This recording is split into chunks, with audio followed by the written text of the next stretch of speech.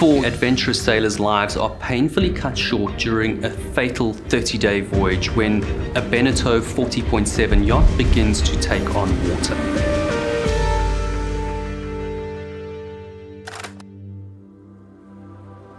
Beneteau is a French sail and powerboat manufacturer with factories in France and the United States. The holding company, Group Beneteau, also owns boat brands like Jeanneau and Lagoon. The company is founded in 1884 by shipwright Benjamin Beneteau in Creux de Vie, France, to construct sailing trawlers. During the 1960s, Benjamin's grandchildren Annette Beneteau-Roux and André Beneteau introduced a range of fiberglass boats. Their primary production site in France is spread across 5 factories in the Vendée region. They also have a US factory in Marion, South Carolina, which starts manufacturing in 1986. In 2006, Beneteau builds Cheeki Rafiki at the shipyard in Saint-Hilaire-de-Riez in France. The yacht is 39 feet long, has a beam of just under 13 feet, weighs just over 15 tons, can accommodate 12 crew, and sails under 800 square foot of canvas. The keel is attached to the hull using 10 bolts, 9 of which are 24 millimeters in diameter and 1 is 14 millimeters. Construction meets the CE seaworthiness classification of Category A Ocean and is inspected by Bureau Veritas. Cheeki Rafiki is equipped with an Iridium 9555 satellite phone enabling voice communication and data transfer, including emails. The Iridium satellite system is made up of 66 LEO or low Earth orbit satellites providing global communication. The satellite phone operates on a pay-as-you-go system. It's normally turned off to save battery life. The Iridium connection is used to download weather data, which can be viewed using UGRIB software, which plots the weather onto your digital navigation charts. GRIB is a binary data that's used to send large volumes of weather information in small data packets. The yacht originally bought by a private owner in 2006. In 2007, it runs aground twice. The owner takes the yacht out of the water to rest on its keel while it's inspected and repaired. Sometimes a keel is inspected while the yacht is in the sling, where you can see if the keel is separated from the hull or twisted, which can't always be seen if the hull is resting on the keel. Over the coming years, it has at least 4 more light groundings. It's important to know that grounding a vessel is not uncommon. If you do a sailing course, you'll be put in a position where the skipper grounds the yacht on purpose to teach you how to refloat it. Of course, there's a difference between lightly grounding a yacht on purpose and running aground at speed. In 2011, Stormforce Coaching takes over the management of Cheeki Rafiki. Stormforce Coaching is a company based in England focusing on training sailors. The yacht takes part in the ARC Atlantic Rally for Cruises in 2011 and 2013, spending some time in the Caribbean after each event. It's due for its next inspection on the 18th of March 2014, but it's still in the Caribbean. Stormforce Coaching asks the YSDA, or Yacht Designers and Surveyors Association, to grant an extension to allow the inspection to be completed when the yacht is back in the UK. Unlike private yachts, all commercial yachts must be inspected at specific intervals to maintain their commercial registration. The YDSA passes the request to the MCA, or Maritime Coast Guard Agency, who confirm that no extension is permitted under the Small Commercial Vessel Code. Because of the cost of completing the survey while in the Caribbean, it's not inspected, and Cheeki Rafiki's Category 2 commercial coding expires. In the spring of 2014, after completing the Antigua Sailing Week regatta in the Caribbean, Cheeki Rafiki prepares to sail back to Southampton in England. The skipper, Andrew Bridge, and Douglas Innes, the director of Stormforce, discuss the passage plan and weather reports for the transatlantic voyage. Andrew Bridge is 22 years old from the UK. In 2011, he does an internship with Stormforce Coaching. He has certificates from the Royal Yachting Association, or RYA, including Yachtmaster Ocean Certificate of Competence from October 2013. He has a commercial endorsement and cruising instructor qualification. And he's completed the International Sailing Federation Offshore Safety course. He's got around 22,500 miles of sailing under his belt, with nearly 5,000 miles as skipper. His ocean voyages include a trip from the Azores to Cork as the first mate. And he skippered Cheeki Rafiki in the Atlantic Rally for Cruises in 2013 for the transatlantic race from Las Palmas to St. Lucia. Douglas Innes is the principal of Stormforce Coaching. He started training sailors as an RYA instructor in 1993. He set up Stormforce Coaching in 2001. He's a RYA Yachtmaster instructor and examiner with a raft of qualifications. With over 100,000 miles of yachting experience, he's taken part in 2 ARC transatlantic ocean races. Innes is in the UK and helping Bridge plan the voyage, but won't be sailing with the crew. During the planning, they decide to attempt a non-stop crossing, but they can divert to the Azores for additional supplies if they need to. They agree that communication is limited to emails unless there's an emergency.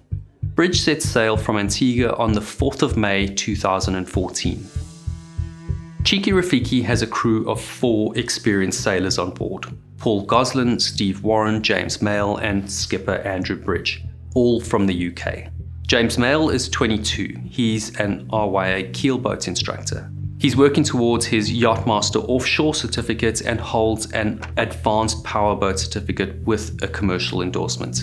He's interning with Stormforce Coaching. Paul Goslin is 56, has sailed around 2,500 miles, been the skipper on 11 yachting holidays, and done 2 crossings of the North Sea. Stephen Warren is 52 with 3,500 miles at sea. He skippered charter vessels on holiday and also crewed on a yacht sailing from Hamble to Las Palmas. Paul and Stephen have completed the RYA Coastal Skipper course and are working towards their Yachtmaster Offshore certificate.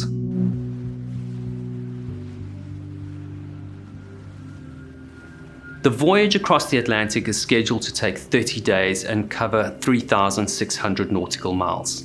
Throughout the crossing, Bridge frequently emails Innes using the satellite phone.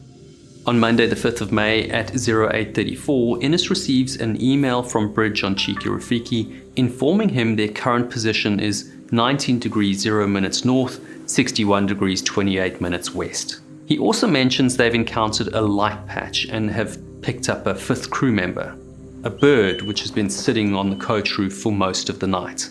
Bridge asks Innes for any weather routing information. At 17:15, Cheeki Rafiki gets a response from Stormforce Coaching.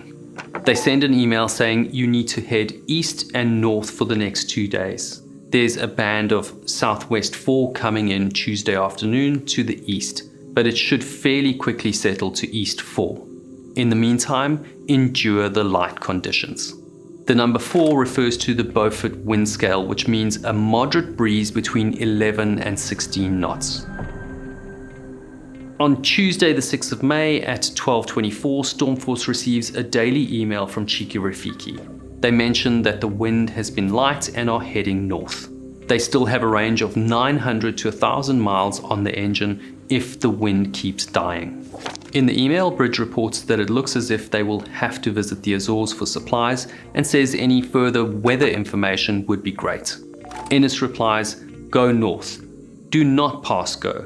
Go north. Do not collect 200 pounds. Go north." On Monday the 12th of May at 17:50 hours, Stormforce receives another email from Cheeki Rafiki. The email says they've been at sea for 9 days now and are all faring well. The winds have been gentle whilst routing northwards, passing the east coast of Bermuda, and have now turned east, heading for home and completing their first 1,000 miles. They've sailed almost a third of their journey. They give a position update. At this point, when they turn east, they'll be heading into the North Atlantic Ocean, putting distance between themselves and their closest major landmass. On Saturday the 10th of May, Cheeki Rafiki sends an update. They've sailed 176 miles in the last 24 hours. They mention hitting a big wave hard and joked that the jolt from the wave fixed the stereo.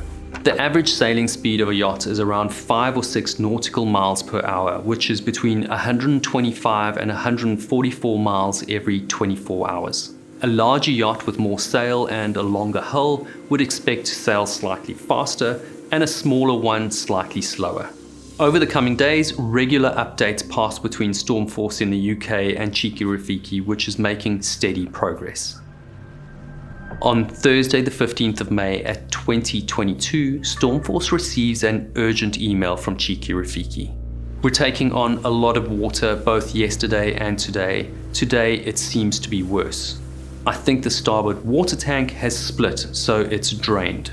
We've checked the hull and seacocks for damage but can't see any. I'll take a swim to check the hull again when the weather improves, which will be in about 24 hours. We're currently monitoring the situation.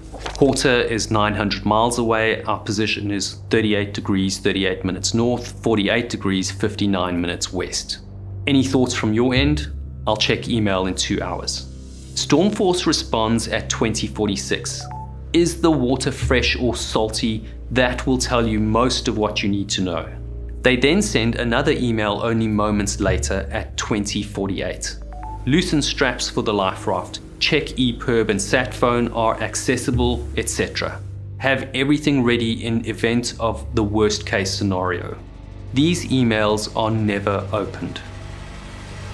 At 22:21, Andrew Bridge has a 55-second satellite phone call with Douglas Innes, followed by a 2-minute 46-second return call on a different mobile. During the call, Bridge describes the situation, stating that water ingress is worse than before and the water is salty. The engine bilge is dry and they can't find the source of the leak. At 22:30, Stormforce sends another email to Cheeki Rafiki saying, "I need your position." This email is never opened. At 22:33, Innes attempts to call Cheeki Rafiki via satellite phone, but the call is redirected to voicemail. On Friday the 16th of May at 03:30, Innes and Bridge have a 1-minute and 42-second satellite phone call. Innes is having difficulty understanding what Bridge is saying, but he manages to make out Bridge saying, "This is getting worse."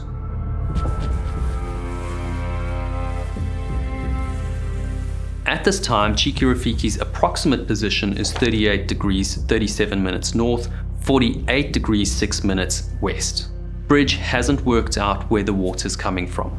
After several groundings, a recent ocean crossing, and the jolt from hitting a large wave that fixed the stereo, the keel is now loose. Every wave that rolls through, every change of course puts a little more pressure on the keel bolts holding the lead keel in place. Like bending a paperclip back and forth, it's only a matter of time. After the phone call, Innes contacts Her Majesty's Coast Guard to alert them to the situation. Cheeki Rafiki has lost connection to the satellite and is not responding to emails or phone calls. The yacht's last known coordinates are within Boston Coast Guard's area of operation. Rescue Coordination Center, RCC Boston, scrambles an HC-130 long-range surveillance aircraft to the location of the crew's last recorded EPIRB signal. An EPIRB is an emergency position indicating radio beacon. Flying over the last known location, the Lockheed C-130 Hercules can spot only debris in the water. On the 17th of May at around 1400, the container ship Maersk Cure spots the upturned hull of a small boat which they believe could be Cheeki Rafiki. Rough weather prevents them from launching the ship's lifeboat or rescue boat to get a closer look. On the 18th of May at 0900, the US Coast Guard calls off the search. RCC Boston calculates the estimated survivability of the crew members. Assuming they're dressed in full foul weather sailing gear, are immersed to the neck in water and wearing a personal flotation device, the estimated survival time is 12 to 15 hours. On the 20th of May, the UK government intervenes and asks the US Coast Guard to continue the search. Once again, RCC Boston coordinates the second attempt. The first search and rescue assets arrive in the vicinity of the boat later that day. A wider scale search is coordinated between the US Coast Guard, US Air Force, Royal Canadian Air Force, and the Royal Air Force. 9 merchant vessels join the US Coast Guard cutter Vigorous, US ship Oscar Austin, and numerous private yachts. On the 23rd of May at 1500, USS Oscar Austin's helicopter locates an upturned yacht hull.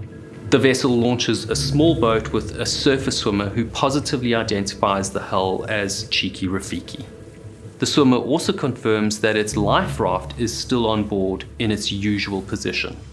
On the 24th of May at 0200, the search and rescue effort is called off.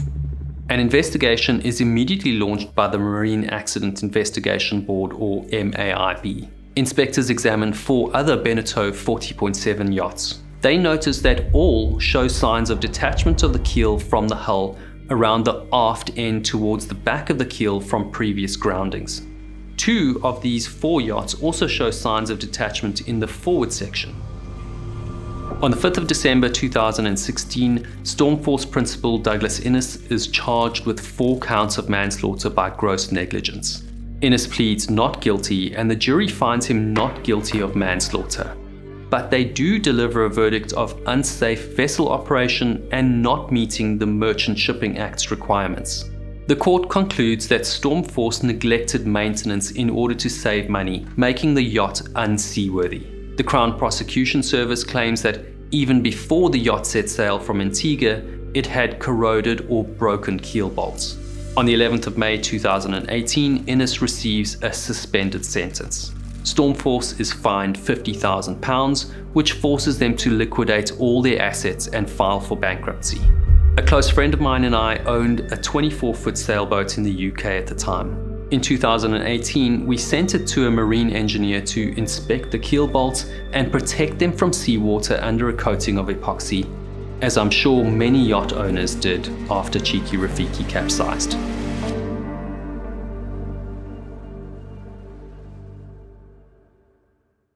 Thanks for watching. If you enjoyed this video and would like to watch more videos from this channel without any ads, please consider joining our Patreon. The link is in the description. You can join for free or select a membership with benefits ranging from ad-free videos through to early access and live Q&A calls. I look forward to meeting you there.